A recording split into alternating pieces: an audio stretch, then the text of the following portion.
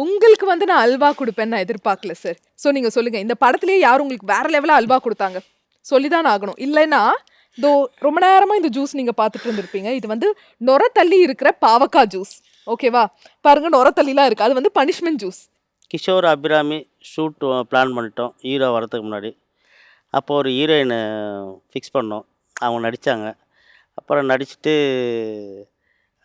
TTF Vasan ஹீரோவா நடிக்கிறாங்க அடுத்தது. ஏன்னா அதுக்கப்புறம் தான் கமிட் பண்ணோம். அவங்க நடிக்கிறன்னும் போது நான் டிடிஎஃப் வாசன் நடிக்க மாட்டேன்னு சொல்லிட்டு போயிட்டாங்க.